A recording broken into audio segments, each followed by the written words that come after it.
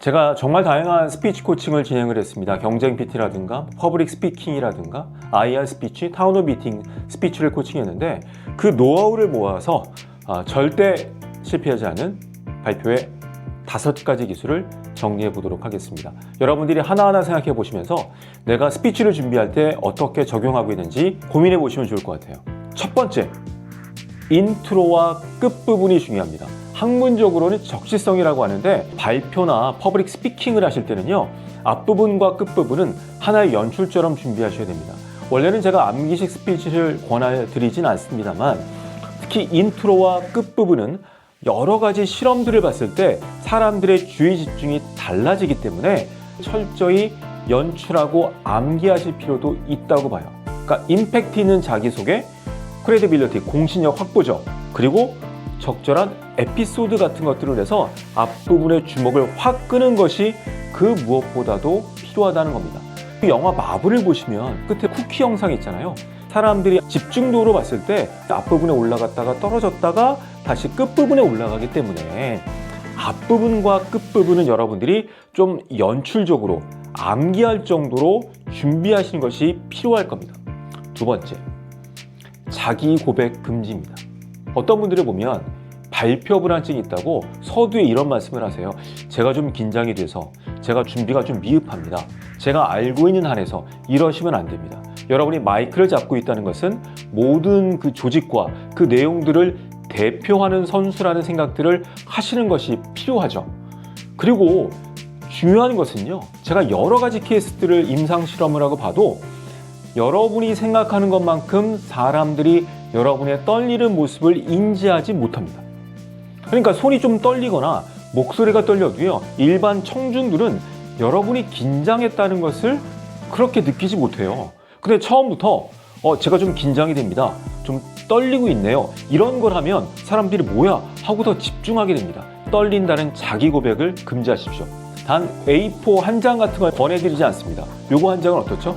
이게 떨릴 확률이 있기 때문에 이런 것들은 큐카드처럼 좀 접어서 조금 이렇게 포터블하게 들 수 있게 하시는 것이 필요하다고 봅니다. 세 번째, 눈 맞춤, 아이 컨택입니다. 결국 스피치라고 하는 것도 커뮤니케이션이고 청중과 인터랙션을 하셔야 돼요. 원고를 준비해서 일방적으로 한다는 것은 좋은 발표가 아닙니다. 따라서 여러분들께서 원고를 숙지하고 맞춰서 아이 컨택하는 게 필요할 텐데요. 몇 가지 팁만 드리면 중앙점을 잡으십시오.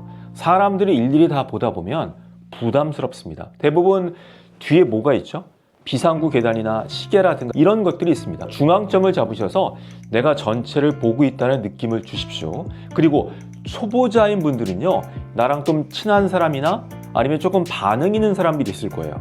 그런 사람들을 보면서 조금 힘을 얻으실 필요가 있습니다. 절대로 시선을 피하지 마시고 중앙점을 잡고 전체를 보는 게 필요할 겁니다. 강의가 끝났을 때 집중하거나 반응하지 않았던 분이 웃었을 때 내가 정말 오늘 청중들과 좋은 소통을 했구나라는 느낌을 갖게 됩니다.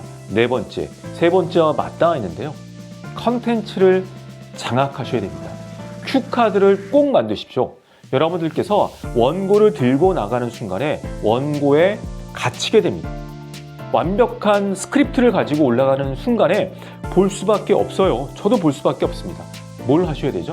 체계적인 연습, 이 채널을 통해서 많이 알려드릴게요. 큐카드입니다. 아나운서가 종이 한 장 들고 있잖아요. 여기에 모든 게 들어있는 것이 아니라 명사형으로 키워드가 적혀 있습니다. 그래서 그거를 보고 얘기하는 거죠. 전체 내용을 머릿속에 장악을 해서 큐카드를 보고 말하는 거죠. 그러니까 슬라이드 보실 때도요, 보고 설명한 다음에 이 슬라이드에서 중요한 내용을 앞을 보고 설명한다는 느낌. 그러기 위해선 전체 내용이 머릿속에 프레임, 구조를 잡고 있는 게 그 무엇보다도 필요할 겁니다. 마지막 5번째, 시간 관리입니다. 아무리 좋은 스피치라고 하더라도 예정된 시간을 넘치면 안 되죠. 특히 경쟁 PT 같은 경우에는 15분 PT다. 그럼 14분 40초에 종 돌리고요. 15분이 되면 마이크가 꺼집니다. 시간을 맞춘다는 건 내가 얼마나 스피치에 진심이고 청중을 배려했는지가 나타나는 겁니다. 시간을 맞출 수 있는 건 어떻게 해야 되죠? 리허설을 반드시 하셔야 돼요. 시간 안배가 가능하다는 것이죠. 리허설은 시나리오 리허설이 있고 무대 리허설이 있습니다. 원고가 나오면 그 원고를 먼저 보시고 전체 내용의 흐름을 파악한 다음에 큐카드를 만들고 무대에 올라가서 이야기를 전달하시면 좋겠습니다. 오늘 절대 실패하지 않은 5가지 발표의 기술을 말씀드렸는데 전반적인 대중 스피치의 키 포인트입니다. 여러분께서 잘 기억하셔서 적용하시면 좋겠습니다.